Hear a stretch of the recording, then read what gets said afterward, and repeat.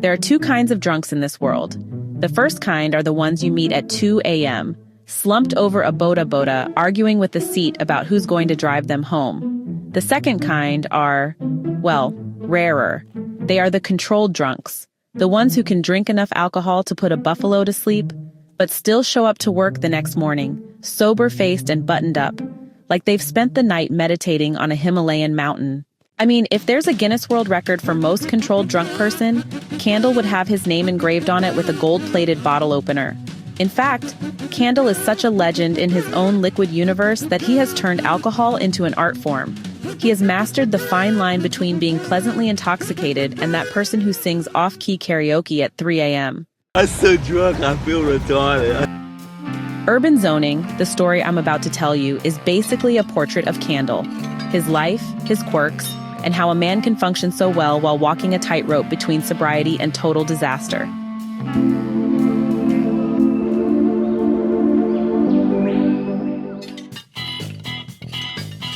Kandle is no ordinary drunk. No. He's what I'd like to call a high-functioning enthusiast.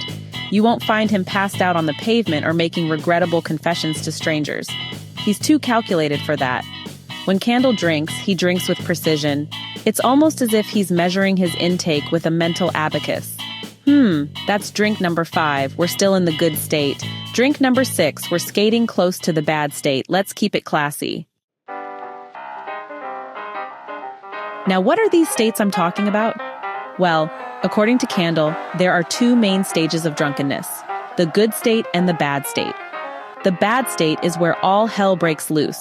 People pick fights with trees, confess undying love to inanimate objects, or wake up the next morning wondering why they have a traffic cone in their living room. The good state, however, is the Zen zone. This is where Kandle thrives. It's that sweet spot where you're tipsy enough to feel like a philosopher king, but still sober enough to walk in a straight line, deliver a coherent speech, and even ace a Monday morning meeting. Kandle doesn't just drink for fun, he drinks with discipline, like a samurai with a sword, or in his case, a glass of whiskey. He drinks every day, often heavily, but he never allows himself to topple into chaos. That's his superpower. Well, that and the fact that despite all this drinking, he works at a bank. Yes, a bank. I can't even balance my budget when I'm sober. And here's Kandle calculating interest rates with what's probably 30% alcohol coursing through his veins. Oh, he's wired in. That's what I'm talking about. At the bank, Kandle is known as an industrious worker. He's the guy who shows up every single day, on time, clean-shaven, and ready to crunch numbers. For years, he never missed a day. Not once. Not until he did. And when Kandle finally misses work, it's not because he overslept or got stuck in traffic. No, Kandle does it in a way that is both stunning and cunning. But before we get to that, let me tell you a little more about who Kandle is and how he got here. Like many young men with big dreams, Kandle once imagined himself living a different life. Back in his boarding school days, he dreamed of becoming a rugby player. He saw himself on the field, charging toward the goalpost, cheered on by adoring fans. He even had daydreams of winning the heart of the girl he liked. Because let's be honest, half the reason teenagers want to be athletes is for the romance subplot. But life has a way of smashing dreams with the subtlety of a falling piano. Something happened, an incident, that crushed Kandle's ambitions. The story doesn't detail this incident in great depth, but it's clear that this turning point pushed Kandle down a different path. A path where alcohol became both his shield and his sanctuary. This incident didn't just wound him, it shaped him. It carved out his personality and led him to build a little zone for himself, a mental and emotional buffer from the harshness of life. And in this zone, Kandle isn't just drinking, he's surviving. And now, the moment you've been waiting for. The story I've been rambling about, laughing about, and admiring is Urban Zoning by Billy Kahora. This story is not just worth reading, it's worth rereading. It makes you question what control really means, and whether any of us are truly as in control as Kandle pretends to be. I was not in control of that situation at all. So the title of the story, Urban Zoning, doesn't refer to city planning or apartheid or quarantine. Nope, This zoning is entirely mental. It's really about Kandle's separation from the exhausting realities of life, the harsh world, its troubles, its gloom and doom. For him, alcohol is not a crutch but a gateway into this zone of calm. He drinks, but he does not collapse. He drinks, but he never loses that sharp edge of self-awareness. It's kinda like watching someone juggle flaming knives while sipping vodka. They make it look easy, but you know it's a dangerous balancing act. Perfectly balanced, this whole thing should be. Everything about Kandle's life runs like clockwork, until it doesn't. The big twist in the story comes when Kandle, the man who's never missed work, suddenly does. And honestly, the way he does it is nothing short of brilliant and baffling. So, Kandle decides to, take a break from that endless cycle of bank work and those booze-fueled evenings. But instead of just calling in sick or, taking a formal leave, he basically stages his own absence. And let me tell you, it absolutely shocks his colleagues. Now, it's not sloppy or reckless. No, it's calculated, just like everything else he does. It's almost as if he's saying, if I'm going to break my perfect attendance record, I'm going to do it with style. Billy Kahora doesn't just tell us Kandle's story.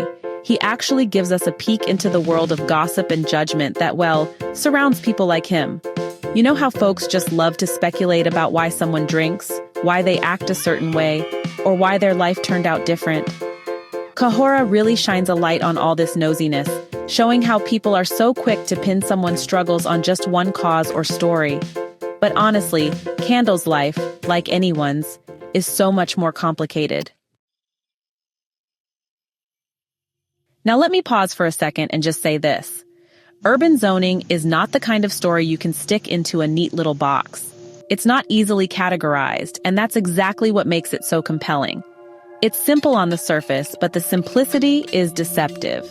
Kahora has written a story so straightforward that it loops back into complexity. It's the kind of story that makes you think about the everyday people you pass on the street. The ones who look fine but have entire universes of pain, humor, and resilience inside them. Kandle is not a hero. He's not a villain. He's just a man trying to carve out his own way of existing in a world that doesn't always make sense. His drinking isn't just about alcohol. It's about control. In a life where dreams get shattered and routines become cages, Kandle finds freedom in his ability to drink without falling apart. And the writing?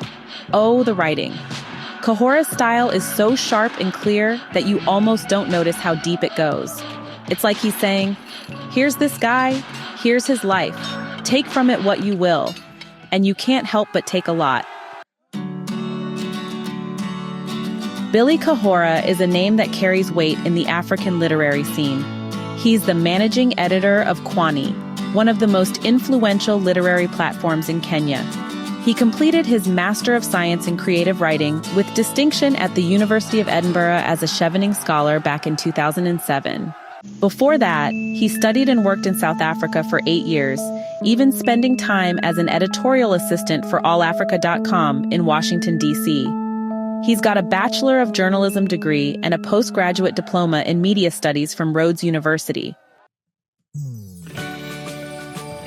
Billy's short story, Treadmill Love, was highly commended by the 2007 Caine Prize judges, and he's also edited Kenya Burning, a visual narrative of Kenya's post-election crisis. His nonfiction novella, The True Story of David Munyaki, dives into the life of Kenya's biggest whistleblower. And he even served as a regional judge for the 2009 Commonwealth Writers' Prize. In short, this guy knows his craft. If you're looking for a story that's both simple and profound, funny and tragic, grounded yet surreal, Urban Zoning is it. It's one of those stories that stays with you long after you're done reading, like the faint buzz of a good drink, except without the hangover. Hey, thanks so much for hanging out with me today. If you're interested in diving deeper into this book, I've left some links down in the description. You can use it to grab yourself a copy and keep the adventure going. And if you're in the mood for more great reads, don't go just yet. Click on one of the videos popping up right now that I think you'll love. And don't forget to give this review a like, leave a comment, or even subscribe if you'd like to see more. Every bit of support helps us grow this little community of book lovers. See you in the next one.